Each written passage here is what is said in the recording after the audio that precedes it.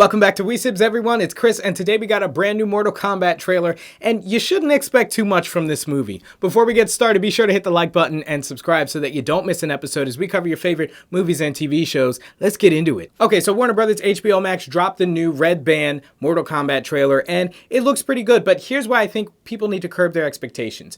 I think there's true cinema storytelling movies, right? The ones that get all that respect. And then there's lower tier, Marvel action movies, DC action movies. Then you've got even that lower tier where people don't expect any story in a Godzilla movie, right?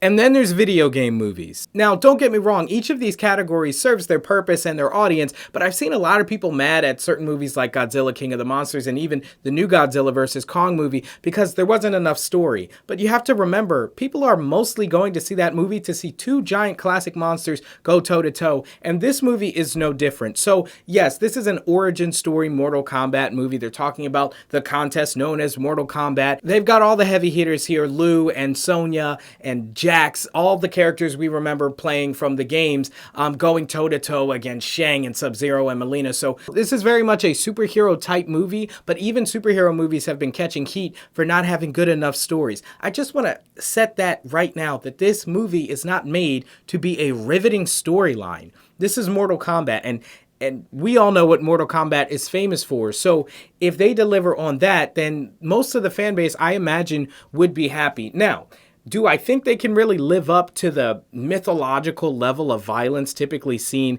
in the Mortal Kombat video games?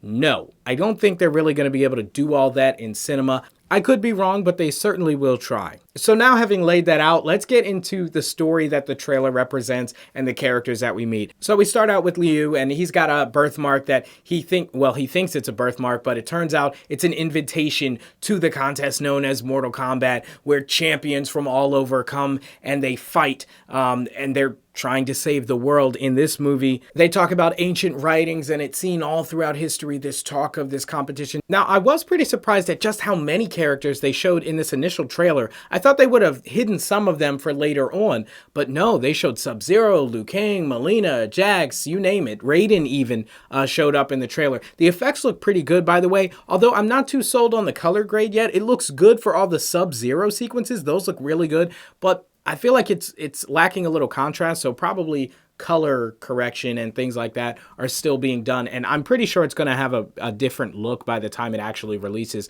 on HBO Max, which, by the way, this is part of the HBO Max release schedule, where they're releasing all of their theatrical releases at home to HBO Max subscribers free of charge, so people are going to be able to see this day one if you have an HBO Max subscription. And then I want to talk up some DC Mortal Kombat crossover potential. We all know that they've done this in the video games, but there's an opportunity to do it in cinema with HBO Max housing all of Warner's content, including some original shows. There's going to be an opportunity here, especially since they're not opposed to taking their cinematic characters and putting them on the streaming services in their own mini shows, just like a WandaVision or a Winter Soldier type thing. So it's plausible that they could mix these, but that's all going to depend on how violent they make the Mortal Kombat franchise, because DC really hasn't done anything too rated R yet. I mean, the Joaquin Phoenix Joker was rated R, so there was a BVS cut that was rated R, but nothing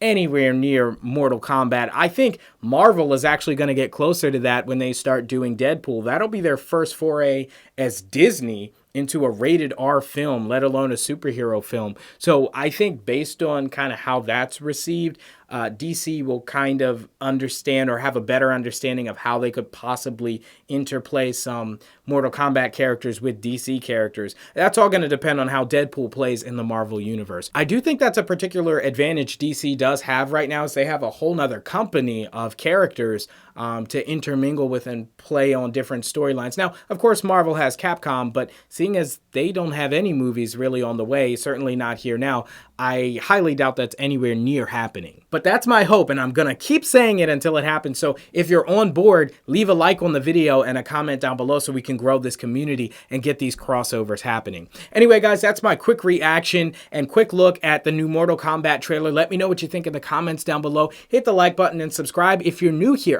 are you still watching? Hit the like button, subscribe. It's worth your time. We do a lot of movies and TV shows, breakdowns, all that kind of stuff. Also, if you're feeling dope, check out our sister channel, The La Quinte Ledger. We do a whole bunch of other content over there, including my own tech show, The Granite Geek Show. Thank you guys so much for watching, as always, and I'll see you in the next one. Peace.